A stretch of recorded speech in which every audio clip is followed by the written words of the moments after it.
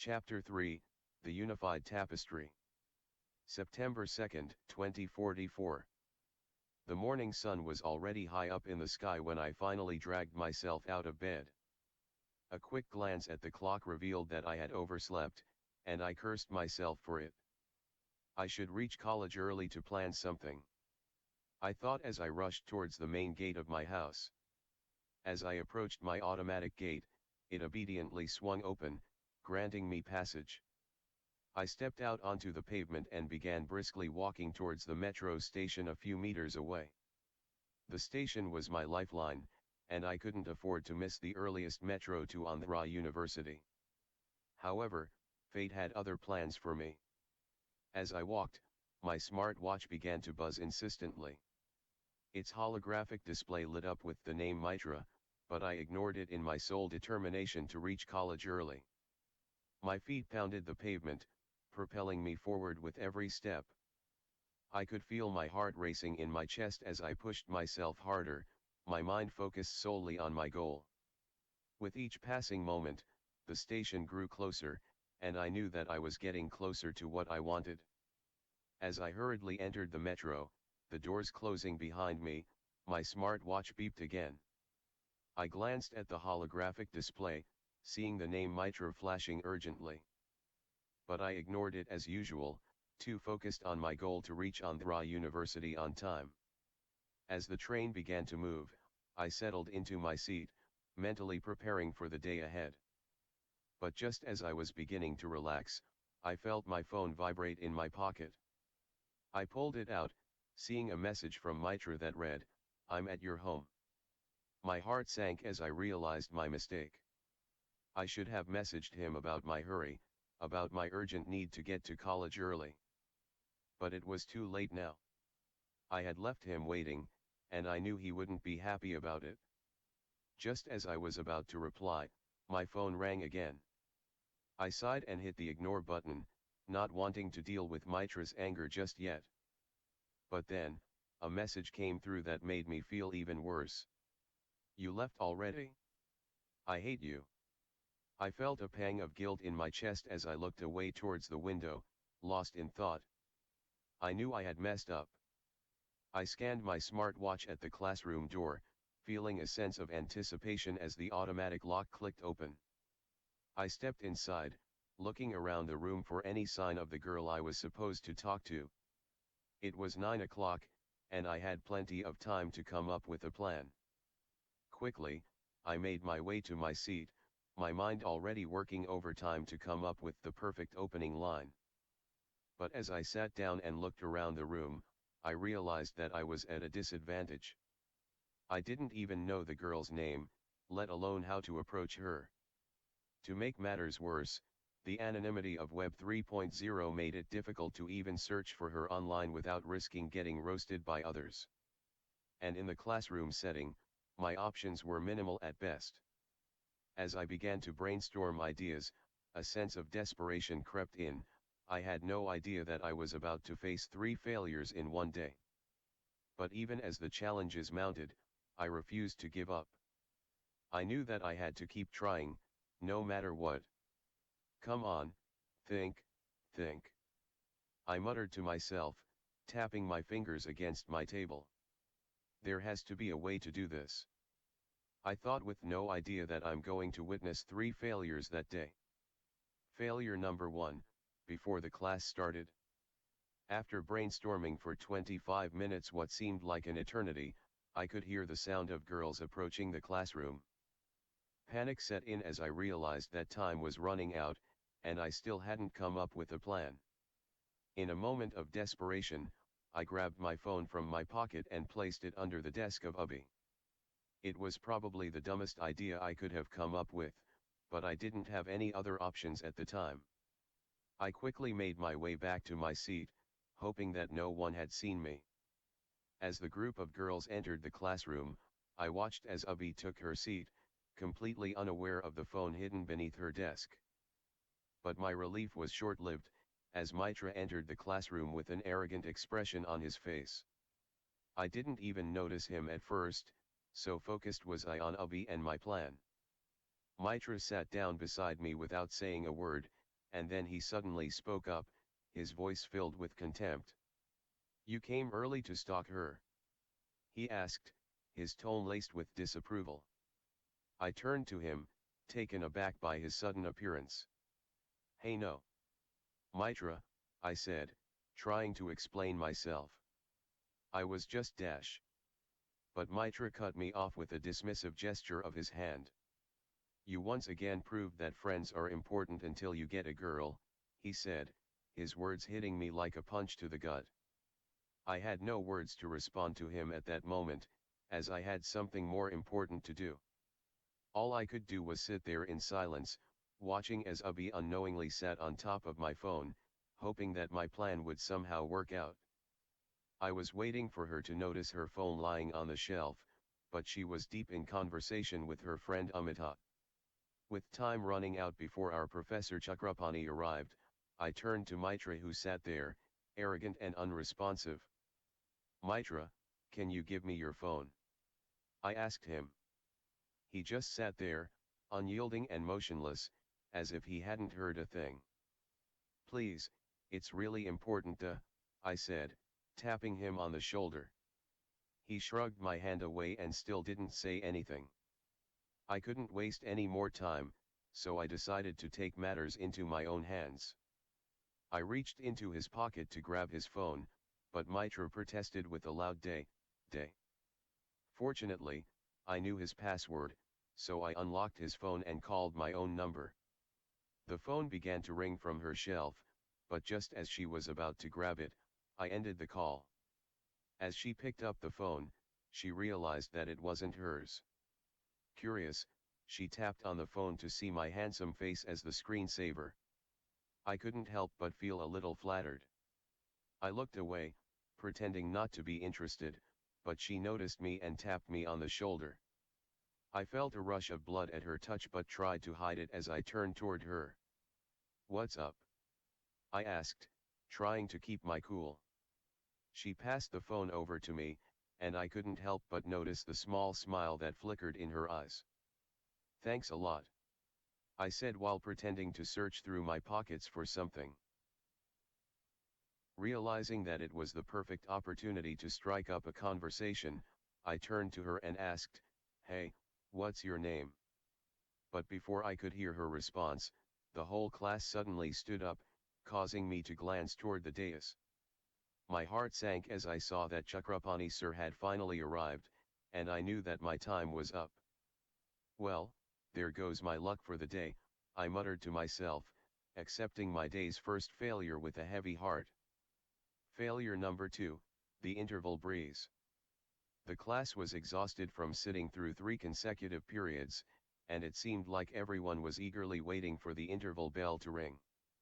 As soon as it did, most of the class got up and started making their way to the cafeteria, leaving only a handful of students behind. Mitra didn't bother to ask if I wanted to join him, and I wondered if it was because Abhi was still in the classroom. Lost in thought, I didn't notice the gentle breeze blowing in from my left until I heard a low voice hesitantly calling out, "Hey." I turned to see Abhi standing beside me, pointing toward my table. Confused, I looked at my table and saw a pink handkerchief lying there. I immediately realized that it must have belonged to Abhi, and it had blown over to my table in the breeze. I picked up the handkerchief and handed it to Abhi, who took it slowly and gave me a nod of thanks with a smile in her eyes. I couldn't help but get lost in her cute expression, but before I could say anything, she turned and headed toward the washroom. As she walked away, I gathered my courage and called out her name, Abhi, but my voice was barely a whisper due to my lack of confidence. Unfortunately, for the second time, I had to accept my failure. Failure number 3, disperse with wicked Mitra. "I'm sorry, Mitra," I said, taking a deep breath and trying to keep my voice steady. Mitra responded with a small hum and kept walking beside me. With 2 failures in a row, I was feeling pretty dejected. I knew I had to make a last try during college. I must be the 21st century Gajini, I thought, determined to not let my failures hold me back. As we walked out of the classroom, the final buzzer rang and all the students began to come out of the block towards the campus tram. I saw Abhi and Amita walking ahead of us about 15 feet away. It felt like 15 miles to me. Desperate to catch up, I quickened my pace. I was just about 2 feet away from Abhi when I felt a hand pulling me back. I turned to see Mitra with a wicked smile on his face. I knew it was time for him to take revenge. I gave him a pleading gesture and tried to restrain his hand. But Mitra held me back again and said, "Don't you want to know about yesterday's surprise?" My brain locked up. I couldn't decide whether to choose Abhi or Preeti. After a brief pause, I decided, Preeti is the evening chapter, let's concentrate on Abhi for now. As I made up my mind, Abhi got on the tram. I tried to run to catch it, but Mitra grabbed my arm and said, "You can maka." This is my revenge for leaving me in the morning, with a louder, more wicked voice and a huge smile on his face. As the tram started to pull away, I stopped and bent forward, exhaling my heavy breaths. I watched it move away with a face full of sadness. Soon, I saw Mitra laughing continuously. I felt my blood boil and I hit him twice, hard. "Sorry, Maka," he pleaded, rubbing his sore arm. "Ask me to join you this evening, and I will rip you apart," I said in anger, making it clear that I wasn't going to let him get away with it. 4:30 p.m., Tennedy Beach Park, Vishakhapatnam. The sunset is so beautiful today. I asked Mitra to see as I stepped down from his bike before the gate of Tennedy Beach Park. Mitra looked a bit melancholy, and I knew it was because of our earlier quarrel. I apologized to him for the 5th time, hoping to make amends for my mistake. "I'm really sorry, Mitra. I didn't mean to hit you this morning. I'm here because I want to make it up to you," I said, hoping to lift his spirits. "I know you're here for Preeti," he replied, as he parked his bike and put the stand down. "Don't try to sugarcoat it, Maka." I knew he had caught me red-handed, and I couldn't help but let out a small smile. We walked towards the beach, taking in the cool sea breeze and the sound of waves crashing against the shore. "Okay, will you let me know that the surprise is at least now?" I asked him with curiosity. He didn't reply to me yet again. My frustration retained and I decided to stay away from him today, I thought. He will spoil the day once again, I thought. As I settled into my usual spot, I couldn't help but feel a sense of anticipation building up inside me. Mitra, already seated in the first chair, was visibly excited, eagerly waiting for the girls to arrive. He turned to me and gestured for me to sit beside him one last time.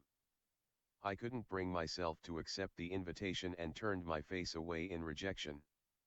Realizing that I shouldn't appear too desperate to see the girls, I decided to order a coffee instead. "I'll just order something to drink while I wait," I thought to myself. I reached for my smartphone and scanned the QR code on the table, bringing up the menu in a holographic projection. I quickly made my selection and paid for my cappuccino with a simple retina scan. As I waited for my order to arrive, I felt a growing sense of confidence, bolstered by the rich aroma of freshly brewed coffee. And then, just as I took my first sip, I saw them, the 3 girls walking in together. My heart raced as I spotted Preeti in her green dress. She had changed her outfit, but her magnetic charm remained the same. "There she is," I said to myself. Amidst the lively ambience of the open cafe, with the chatter and clatter of customers all around, my attention was fixated solely on Preeti. As she and her friends chatted away, time seemed to come to a standstill for me, and each passing minute felt like mere seconds. My gaze remained fixed on her, taking in every detail of her appearance and mannerisms. The way her lips moved as she spoke, the way her eyes lit up with excitement, the way her hair fell softly on her shoulders, everything about her was simply mesmerizing. The hustle and bustle of the cafe faded into the background as I found myself lost in her presence. It was as if nothing else in the world mattered at that moment except for her and the enchanting aura she exuded. For those few minutes, I was transfixed, unable to break away from the spell she had cast over me. But a cute girl aged around 8 could break it? Lost in my own thoughts, I didn't even notice Preeti turning towards me. My heart skipped a beat as I wondered if she had caught me staring at her. But as it turned out, her attention was diverted elsewhere. "Hi Akka, I'm from the Vision Covet 2045 Foundation. Would you like to donate something for us?" The voice belonged to a girl in a pristine white frock and shoes, with hair that matched her outfit. In her hand, she held a QR code, presumably for making donations. Preeti's smile widened as she listened to the girl's request. "How cute!" she exclaimed, reaching for her phone to scan the code and donate a whopping 10,000 rupees. The rest of the people at the table were taken aback by the generous amount, and I couldn't help but feel a twinge of envy at Preeti's ability to give so freely. As the little girl thanked Preeti and turned to leave, Preeti had one more idea. "Wait. Let's take a selfie," she said, grabbing her phone and a mask from her wallet. I watched in amazement as she carefully donned the mask, never once breaking her cheerful demeanor. It was then that I saw something that made me feel like the dumbest person in the world. "Is she Abhi?" I blurted out, standing up from my seat in excitement. I noticed people beside me noticed behaving weirdly, so I cooled down at once. Soon after we exchanged a few glances, Preeti's phone rang and she excused herself from the table to take the call. She immediately attended the call. "Hello, yes Dad. I'm starting now. Some urgent work, I have to leave.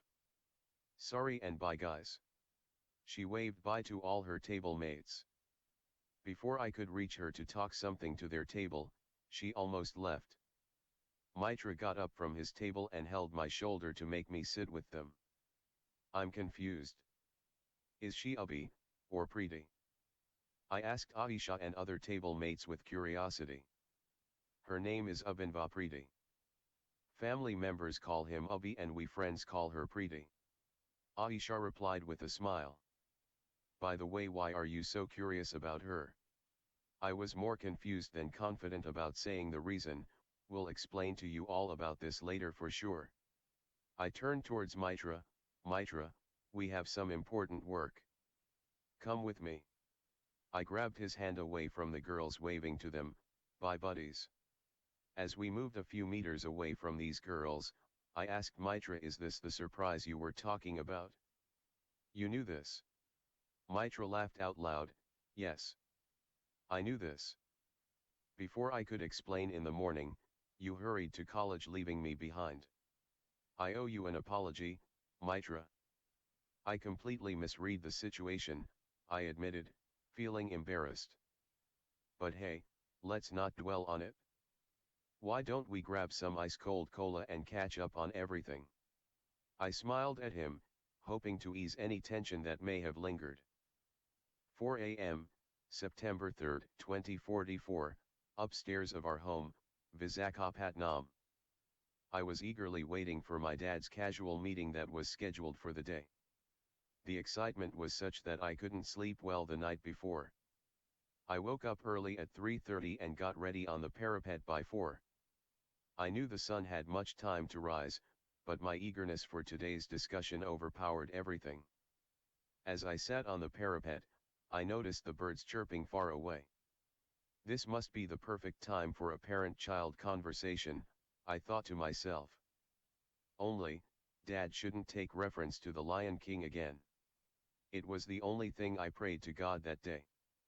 Soon, the darkness began to fade, and I could hear the bell sound from the puja room.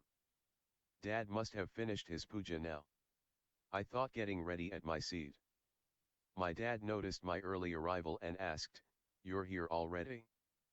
"I didn't want to be late," I replied, trying to sound nonchalant.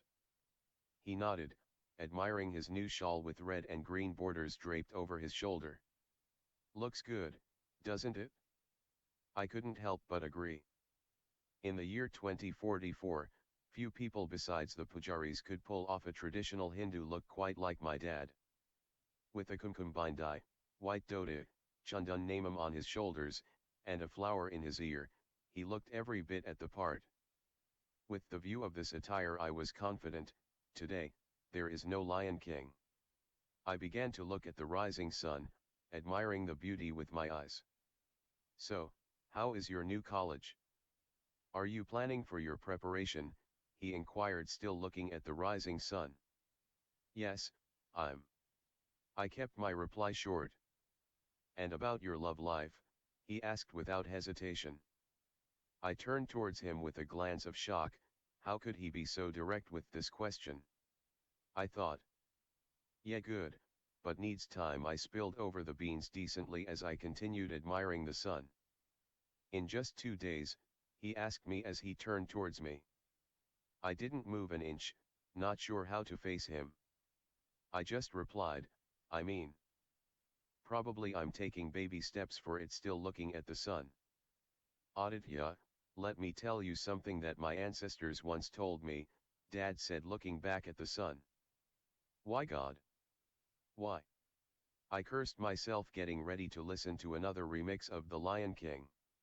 My granny used to claim that everything is pre-written on our forehead. Everything that happens in life is what is predestined. Dad continued, but, I used to ask, then why should we work hard? Granny replied that working hard is also in our destiny. He looked towards, see Aditya, you may believe it or not, this is true. Be it our career or life partner, everything is pre-scheduled. Sometimes, you may need to work hard to get it. I only knew how to explore, not to work hard, I replied, looking at my dad. But, I'm worried if I could get her. I mean it. Don't worry about it, my dad reassured me. Everything is already planned out for you.